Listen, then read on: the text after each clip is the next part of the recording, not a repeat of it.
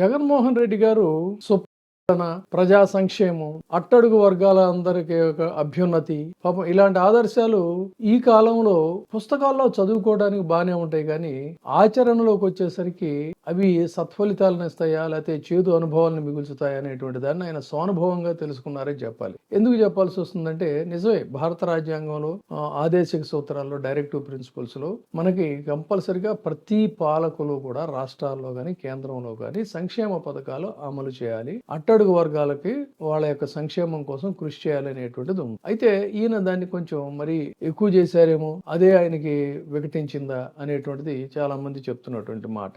ఆ పాయింట్ అలా పక్కన పెట్టినట్టయితే రాష్ట్రంలో శాంతి భద్రతలు చాలా ఇంపార్టెంట్ గా ఉండాలని చెప్పని, మహిళల రక్షణ కోసం అని చెప్పని ఆయన ఒక ప్రత్యేకంగా ఒక యాప్ను కూడా క్రియేట్ చేస్తే ఈ రోజున దాన్ని కాస్త తీసేశారు. సరే, అది పక్కన పెట్టారు. తర్వాత మద్య నిషేధాన్ని చేస్తామని వచ్చినా కూడా మద్య నిషేధం ఒక్కసారిగా చేసినట్టయితే అనేక చోట్ల ఆంధ్రప్రదేశ్లో సాక్షాత్తు రామారావు గారు ఉన్నప్పుడు కూడా ఆ సత్ఫలితాలు ఇవ్వలేదో, ఫలితాలు వికటించాయి. కాబట్టి దీన్ని పూర్తిగా నిషేధించే బదులు నియంత్రించినట్లయితే రేట్లు ఎక్కువగా పెంచేసి ఆ వచ్చే ప్రభుత్వమే దాన్ని నిర్వహిస్తూ ఆ వచ్చే ఆదాయాన్ని సంక్షేమ పథకాలకు ఖర్చు పెట్టాలి అనేటువంటిది ఒక ఆలోచన చేశారు. అంటే తాగుబోతులను కట్టడి చేయాలి, ఆ వచ్చే డబ్బులతో సంక్షేమ పథకాలు నిర్వహించాలని. ఇది ఒక రకంగా మంచి ఆలోచన. కానీ దీని మీద జరిగినటువంటి దుష్ప్రచారం, చౌకబారు మందు ఇస్తున్నారని చెప్పని, ఇంత ఖరీదు పెట్టి కొనలేకపోతానని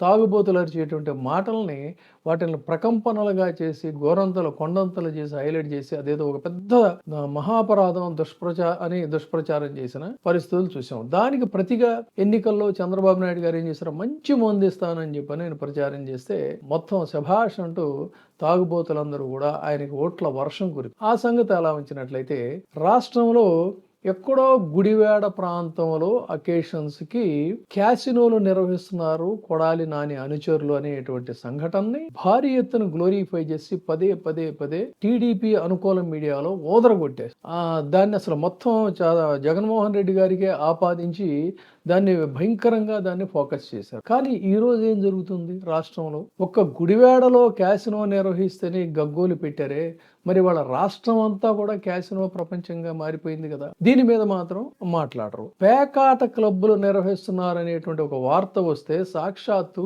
తన మహిళా ఎమ్మెల్యే ఆధ్వర్యంలోనే ఈ పేకాట క్లబ్బుల నిర్వహణ జరుగుతుందని తెలియని జగన్మోహన్ రెడ్డి గారి దృష్టికి వెళితే ఆయన దాని మీద చాలా కఠినమైనటువంటి చర్యలు తీసుకొని పేకాట క్లబ్బుల నిరోధానికి తీవ్రంగా కృషి చేసి అవన్నీ కూడా క్లోజ్ చేయించి తన ఎమ్మెల్యేను కూడా దూరం చేసుకున్నటువంటి పరిస్థితి. ఇదే కారణం రిఫ్ట్ రావడానికి ఆ మహిళా ఎమ్మెల్యే. ఆ విధంగా ఆయన చర్యలు తీసుకున్నారు. కానీ అది కరెక్ట్ కాదు, చెలరేగిపోండి, పండగ చేసుకోండి, పెద్ద పండగ చేసుకోండి అని చెప్పని ఇవాళ మొత్తం అనేక ప్రాంతాల్లో వాళ్ళ అనుకూల మీడియాలోనే వేశారు కోట్లాది రూపాయలని చెప్పని. ఒక్కొక్క జిల్లాలోనే దాదాపు 2 కోట్లకు పైగా పందాలు కట్టారు.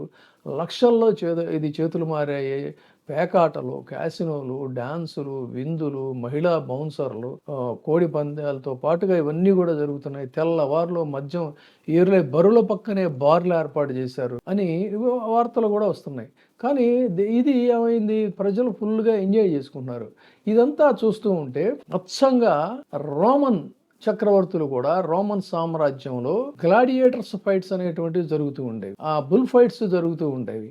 ఈ గ్లాడియేటర్స్ పెద్ద కత్తులతో నరుక్కుని తలలు తెగి రక్తం చిమ్ముతూ ఉంటే, ఎముకలు విరిగిపోయి ఆ చేతులు ఖండాలు వేలాడుతూ ఉంటే, ఆ ఖండిత శిరస్సుల నుంచి వస్తున్నటువంటి రక్తాన్ని చూసి కేరింతలు కొడుతూ నవ్వుతూ ఆనందించినటువంటి రక్త చరిత్ర మనం రోమన్ చరిత్రను చదవచ్చు. ఎందుకంటే ప్రజల్ని దృష్టి మళ్లించాలి. అసమర్థ పాలన అయినప్పుడు పాలన వైపు దృష్టి మళ్ళకుండా వీళ్ళల్లో ఉండేటువంటి ఆ సాడిస్టిక్ సైకిక్ నేచర్ని దాన్ని సంతృప్తి పరచడం కోసం ఇలాంటి క్రీడలు జరిగాయని చెప్పని సైకాలజిస్టులు చెప్తూ ఉంటారు.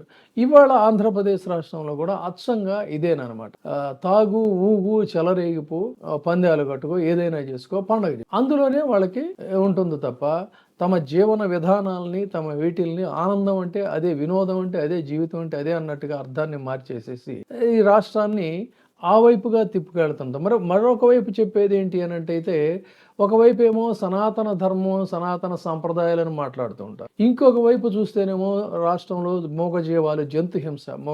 ఎంత జంతు హింస అంటే నిజానికి సంక్రాంతి పెద్ద పండగ అంటే అర్థం ఏంటి అన్నట్లయితే సంవత్సరం పొడుగుతా మాకు సేవ చేసినటువంటి జంతువులు, వాటికి మనకి సంక్రాంతి, కనుమ, ముక్కనుమ రోజు వాటికి పసుపు రాసి చక్కగా వాటికి ఇష్టమైనటువంటి పదార్థాలన్నీ కూడా వండి పెడతారు పశువులకు. అది పశువుల పండగ అని చెప్పుంటారు.